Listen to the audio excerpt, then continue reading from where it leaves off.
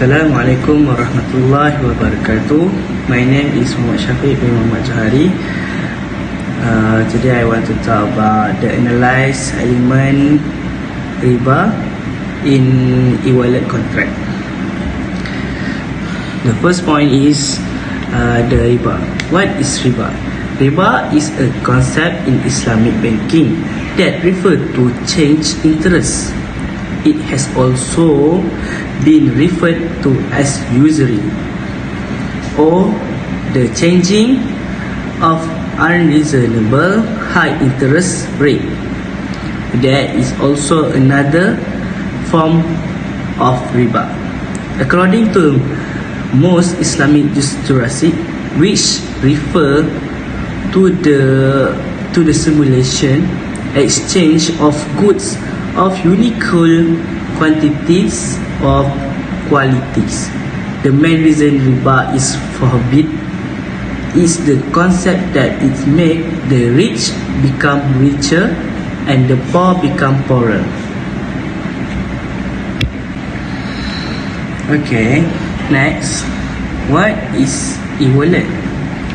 So the definition of e-wallet is a type of electronic card which is used for transaction made online through a computer or a smartphone.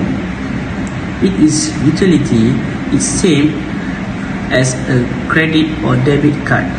An e-wallet needs to be linked with the individual bank account to make payment. So, e-wallet is a type of prepaid account in which a user can store his or her money for any future online transaction. An e-wallet is protected with a password. With the help of an e-wallet, one can make payment for groceries, online purchases, and flight tickets, among others. E-wallet is an online payment tool or software application that serves an electronic version of a physical wallet. Assalamualaikum warahmatullahi wabarakatuh, everyone. I hope you have a nice day. My name is Nurain Sofia binti Marazari from DBHI. Today I want to present about Sharia principle in e-wallet. Okay, modern transactions that take place today are halal as long as there is no element of usury, gharar, gambling, illegal things, and cruelty. E-wallet can be defined as Shopee Pay and Touch and Go. As we know, every e-wallet application have their own characteristic.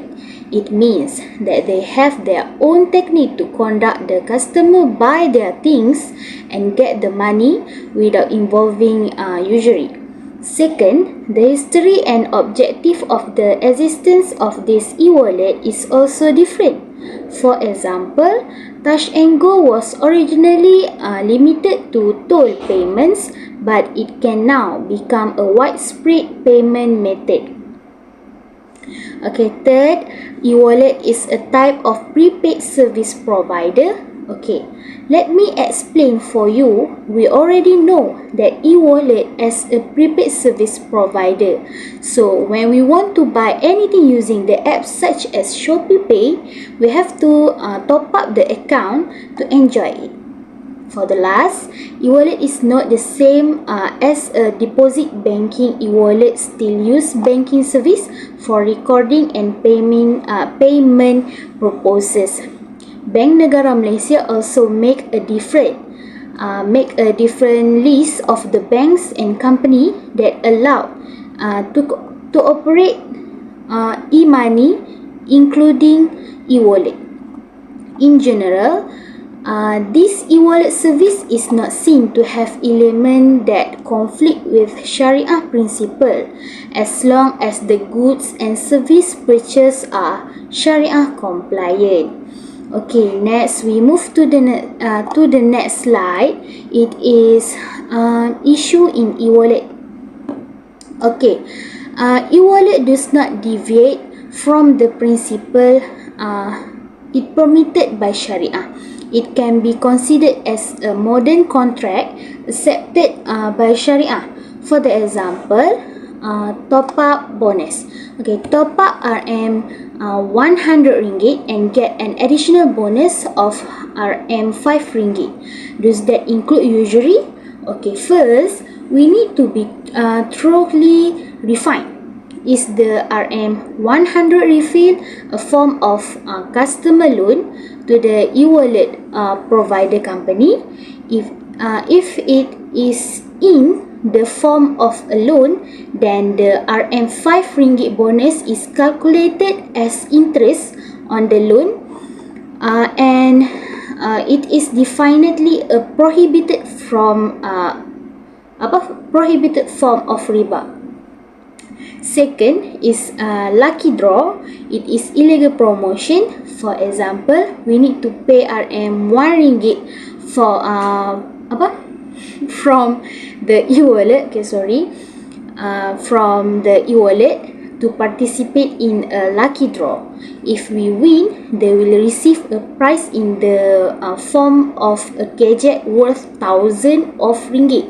Those who are unsuccessful will have their money returned to their respective e-wallet.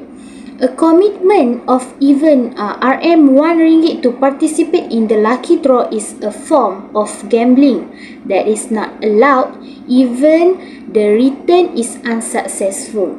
It is like participating in gambling but not withdrawing your own money. Okay, that's all from me. Assalamualaikum warahmatullahi wabarakatuh. Okay, Bismillahirrahmanirrahim. Assalamualaikum warahmatullahi wabarakatuh. My name is Anis Ayuni binti Muhammad Zamri. Okay, today I want to present about advantage of e-wallet and disadvantage of e-wallet.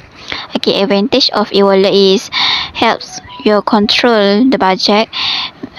Is e-wallet user allow every transaction you make to be recorded and in the e-wallet account, and that will also make it easy for your control your spending in the day. Okay, next, save the cash.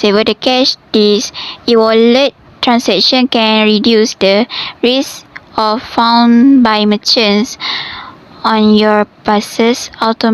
Authentication need to be done before making a payment. So if your smartphone is stolen or lost, they still can access your e-wallet.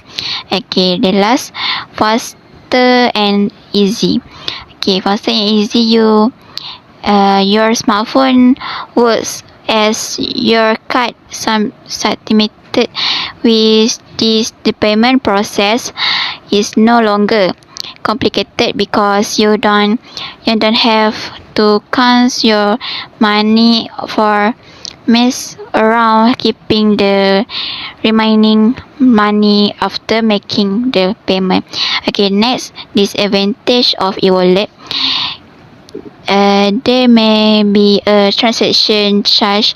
There will be a transaction charge fee.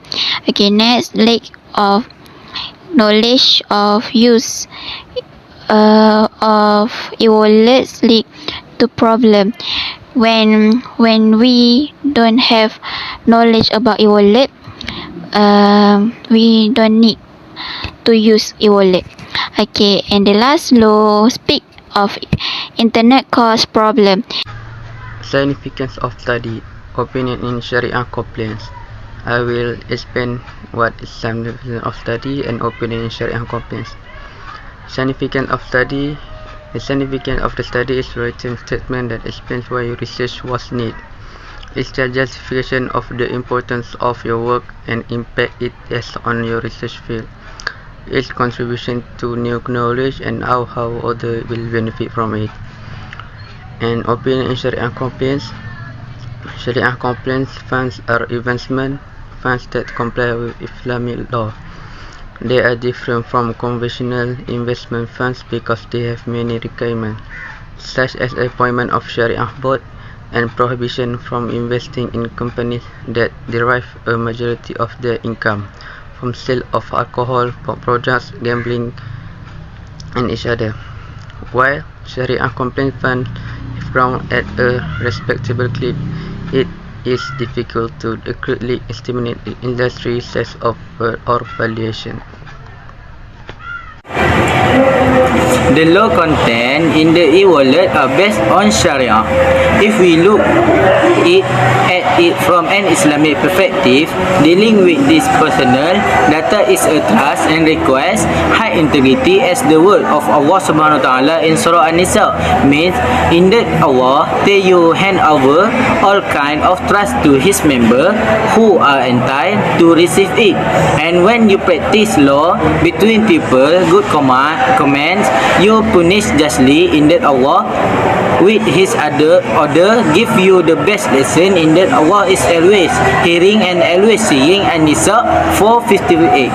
This trust is also expressed in other verses at the word of Allah Subhanahu Wa Taala in Surah Al-Anfal means, all people who believe do not betray the trust of God and His messenger, and do not betray your trust where you know the wrong. Al-Anfal 8:27. Personal right at the state in the Quran can be used as a guideline for all among the word of Allah Subhanahu Wa Taala regarding personal right in the context of a residential house. The meaning is, all you who believe, do not enter any house that is not your house until you first ask for permission and greet its inhabitant, which is more, it is good for you that you take heed, obey polite way and rule. An-Nur 24. From Aisyah radhiyallahu anhu, he said, the word of the Prophet sallallahu alaihi wasallam, indeed Allah is gentle and gentle in the all matter. Hadith by Al-Bukhari and Muslim. And is there riba when there a discount if using a e-wallet? Discount given by e-wallet companies or selling companies are common promotion we see in cheap sale promotion. Only in this matter, the promotion is only given to e-wallet user, so there is no element of usury here. Here this promotion is only an encourage the use of e-wallet more widely. And two are the other Sharia issues in e-wallet. I feel that there should be specific rule for that trust account to be open, because the BNM guideline do not specially state although the trust account does not generate profit, the e-wallet company must also take care of the health of users who are more inclined to Sharia compliant financial operation. Okay, who someone not understand my present can ask me. Okay. Assalamualaikum warahmatullahi wabarakatuh. My name is Muhammad Amr Al-Fatih bin Ma'rafi. I want to talk about conclusion. We get from the e-wallet is an element that is rejected by the Sharia about riba. Although originally e-wallet funds were not allowed to be invested, however, BNM guidelines allow large-scale e-wallet funds to be invested if applicable in deposit at financial institution, government guaranteed the securities, governments the securities, and so on. The guideline also stipulates that if there is a return, then it must be put into a trust account for benefit of the use only. However, the guideline do not mandate that the funds be invested only in Sharia compliant place. this matter need to be refined again by BNM. Perhaps the easiest way is for this e-wallet company to place a trust account in Islamic financial institution only.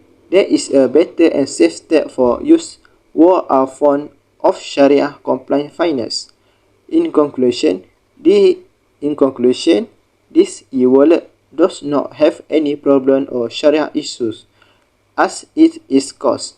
This e-wallet is based on the concept of trust and not based on the concept of wadi'ah, card loan and so on. Thank you.